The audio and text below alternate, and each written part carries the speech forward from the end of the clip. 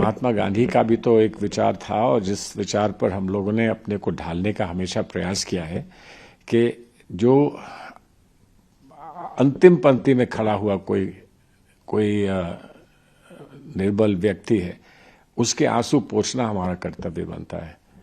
तो ऑर्गेनाइजेशन को और जो व्यवस्था है उसको डिस्क्राइब करने का, उसको बताने का, उसकी तस्वीर दिखाने का हर एक का अलग अलग तरीका होता है। महात्मा गांधी ने ऐसा कहा था। राहुल गांधी जी ने पैदल चलकर ये दिखाया कि किस तरह से आम जनता की बात की और उनकी आम भावना को प्रस्तुत कैसे किया जाता है, कैसे समझा जाता है, उन्होंने ये दिखाया और उसका एक बहुत बड़ा प्रभाव पड़ा। डेमोक्रेसी में उसका एक बहुत महत्वपूर्ण रोल रहा है और कांग्रेस को उसने मजबूत किया है। ये इसमें कहीं दो राय नहीं है।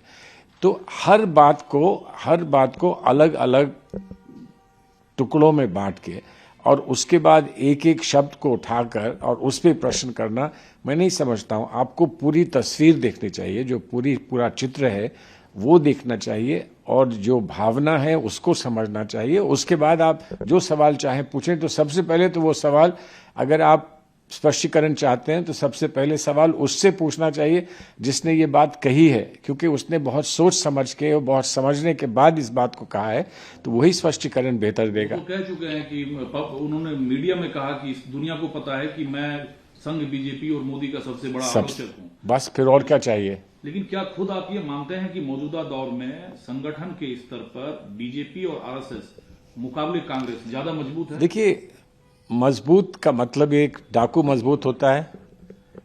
तो आप ये कहो कि अपने बच्चे से कहो कि तुम भी तुम्हें डाकू बनो। आपको वो पिक्चर याद है ना, शोले पिक्चर याद है, वो ये कहता था कि दूर दूर तक, कोसों तक दूर तक कभी कोई बच्चा रोता है तो माँ कहती है चुप हो जा बच्चे, नहीं तो गब्बर आ जाएगा।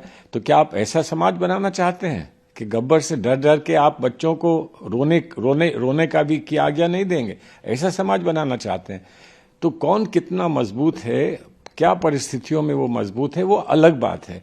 लेकिन आप अपने आप को कैसे मजबूत करना चाहते हैं? हम वैसे नहीं मजबूत करना चाहते अपने आप को जैसे कि आरएसएस मजबूत है।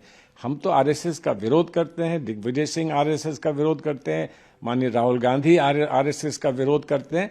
और आरएसएस की जगह पर हम चाहेंगे कि एक ऐसा समाज बनाएं और एक ऐसा संगठन बनाएं जिसमें वो त्रुटियां ना हो जो हम समझते हैं आरएसएस में है।